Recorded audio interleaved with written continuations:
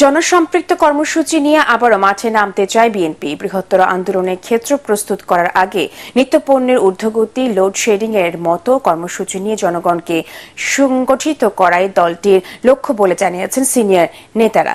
সেই সাথে মামলা, গ্রেফতারে বিপর্যস্ত সংগঠন পুনর্গঠনকে সবচেয়ে গুরুত্ব দিচ্ছে বিএনপি হাইকমান্ড। মইনুল আহসানের রিপোর্ট।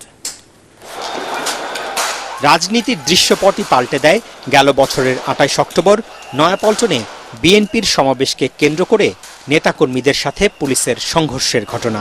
মামলা, গ্রেফতারে মাঠ ছাড়া বিপর্যস্ত বিএনপির রাজনীতির ভবিষ্যৎ আরও অনিশ্চিত হয়ে পড়ে ৭ জানুয়ারি জাতীয় নির্বাচনের মাধ্যমে টানা চতুর্থবারের মতো আওয়ামী লীগ রাষ্ট্র ক্ষমতায় যাওয়ায়। বিএনপি নেতাদের দাবি, ২৮ অক্টোবর পর থেকে সারা দেশে তাদের ২৬,০০০ নেতাকর্মীকে গ্রেফতার করা হয়। একটা তত্ত্ব আছে, থিওরি আছে, সেটা হচ্ছে আন্দোলনের মধ্যে দিয়ে সংগঠন শক্তিশালী হয়। আন্দোলনের মধ্যে যত নেতাকর্মীরা সম্পৃক্ত হয়, নিপীড়ন, নির্যাতনের মধ্যে দিয়ে সংগঠন মজবুত হয় হচ্ছে আন্দোলনের মধ্যে দিয়ে, এবং নেতৃত্ব গড়ে ওঠে কিন্তু আন্দোলনের মধ্যে দিয়ে। যে সমস্ত মামলায় সাজা দেওয়া হয়েছে সেই সমস্ত মামলায় কিন্তু সবাই কারণ কোর্টে যায় স্বতঃস্ফূর্ত সারেন্ডার করতেছে।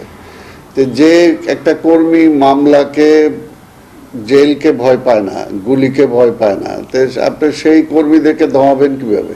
সিনিয়র নেতারা জানান, সরকারের দমন নির্যাতনের মধ্যেও আন্দোলনের মাঠ ছেড়ে যায়নি নেতাকর্মীরা।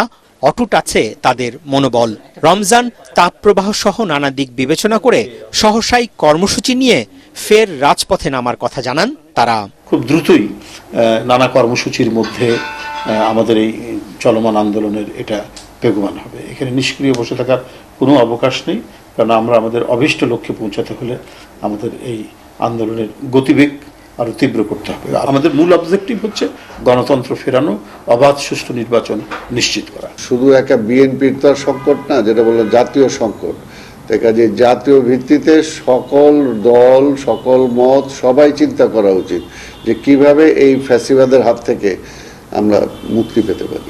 যুগপৎ আন্দোলনে থাকা শরিকদের সাথে আলোচনা চলছে জানিয়ে সিনিয়র নেতারা বলেন, গণতন্ত্র ও ভোটাধিকার প্রতিষ্ঠার আন্দোলনে সাফল্য না আসা পর্যন্ত সবাইকে নিয়েই মাঠে থাকবে বিএনপি।